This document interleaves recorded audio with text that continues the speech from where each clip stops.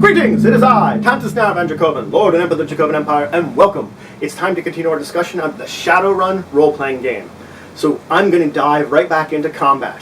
Today I'm going to talk to you about the types of actions that you can take on your turn. I'm just going to get down to the basics of it and moving around when you're in combat. So let's talk about three types of actions. There are free actions, simple actions, and complex actions.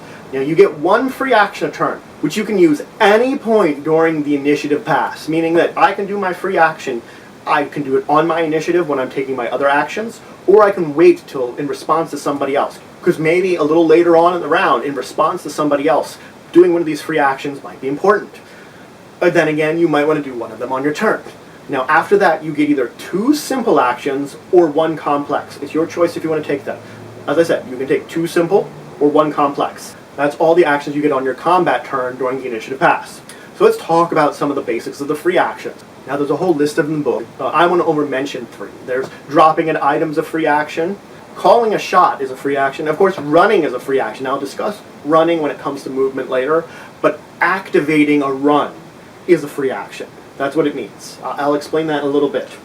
Now for simple actions, that would be something like firing a gun is a simple action, or standing up if you've dropped to the ground, or taking aim. So if you're aiming at someone, that's again a simple action. Now complex actions, that'd be something like casting a spell is a complex action, or fighting in melee or unarmed, that's a complex action, or firing an automatic weapon, something that fires a lot of bullets. Again, that's a complex action. Now those are the basics of the actions. Let's talk about movements. Now there are two types of moves you can take on your turn. You can take a walk or a run.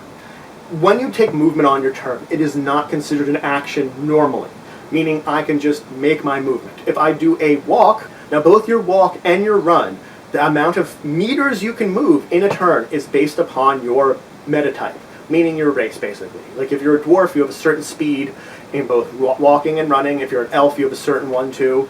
If you're a troll, you have a different one. Some of them are lumped together in the same, others are different. They have a chart in the book that you can look at and see what your speed when you're walking and running is.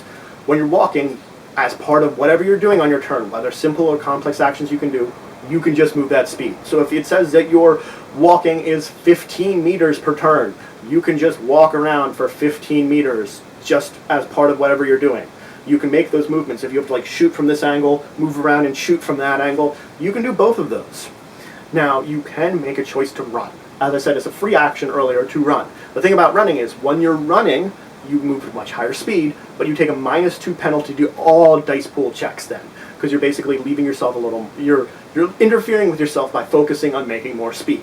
Now, as a simple action, you can make a sprinting test. A sprinting test means you can increase your basic running speed. You roll a test, and for every success you get more speed that you can do as part of your run. So you can, of course, do a sprinting test on your turn if you really need to make more speed and more headway, instead of just the normal run.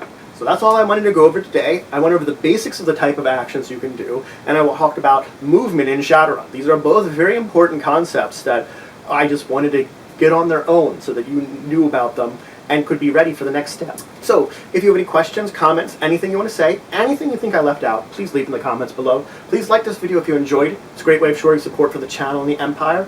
Please subscribe if you already haven't. We're always looking for more members, more citizens. And please share this video if you know anybody that would learn anything from it or would just enjoy watching it. And until next time, I bid you farewell.